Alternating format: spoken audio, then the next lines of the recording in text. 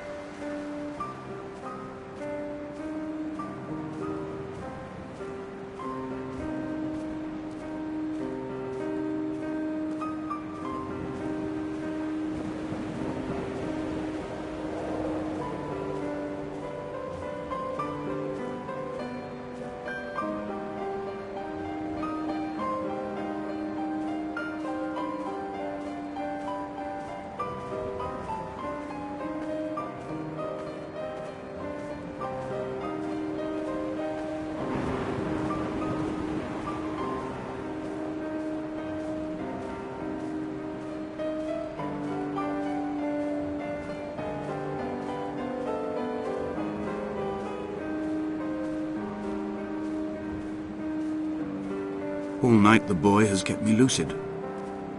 I sat, when I was at the very edge of despair, when I thought I would never unlock the secret of the island, I sat at the edge and I watched the idiot boy blink through the night. He's mute and he's retarded, and he has no thought in his metal head but to blink each wave and each minute aside until the morning comes and renders him blind as well as deaf-mute. In many ways, we have much in common.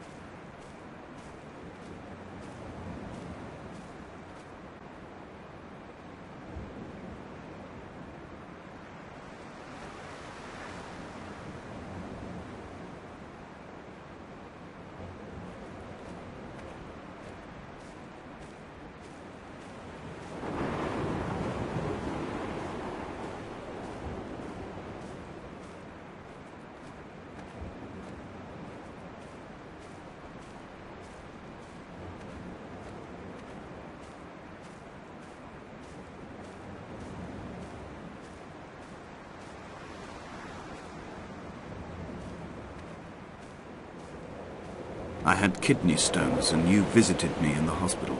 After the operation, when I was still half submerged in anesthetic, your outline and your speech both blurred. Now my stones have grown into an island and made their escape, and you have been rendered opaque by the car of a drunk.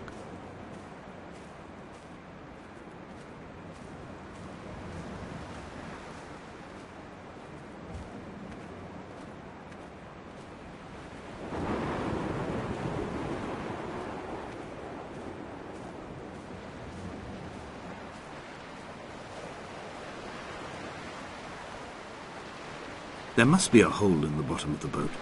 How else could new hermits have arrived?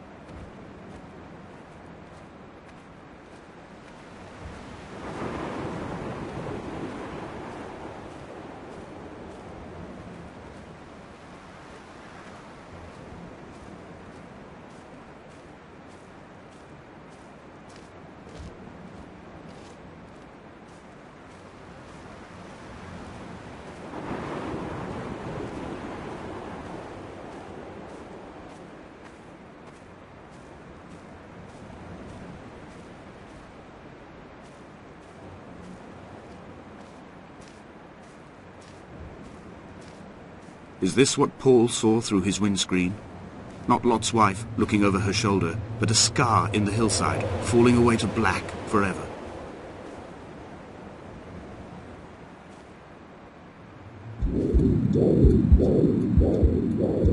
Come back.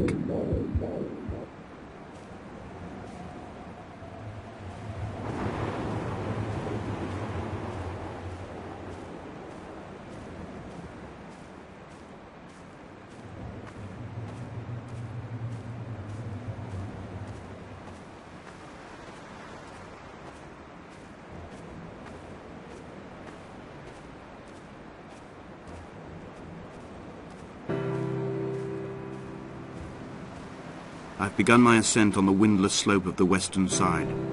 The setting sun was an inflamed eye squeezing shut against the light shone in by the doctors. My neck is aching through constantly craning my head up to track the light of the aerial. I must look downwards, follow the path under the island to a new beginning.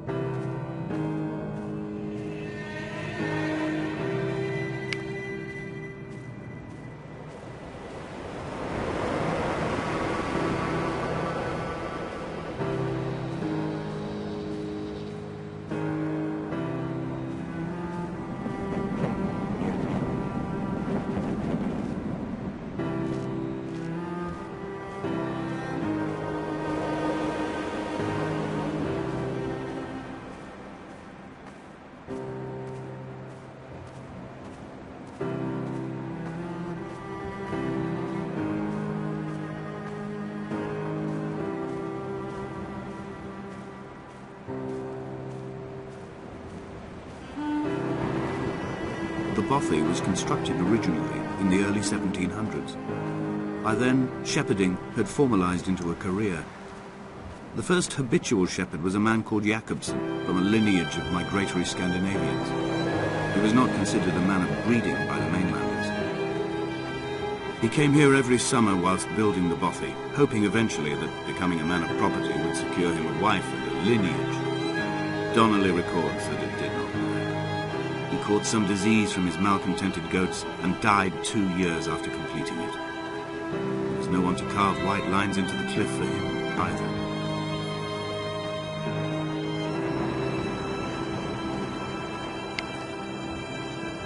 Inventory. A trestle table we spread wallpaper on in our first home. A folding chair. I laughed at you for bringing camping in the lakes. I was uncomfortable later and you laughed then. This diary, the bed with the broken springs. Once asleep you have to remember not to dream. A change of clothes. Donnelly's book, stolen from Edinburgh Library on the way here.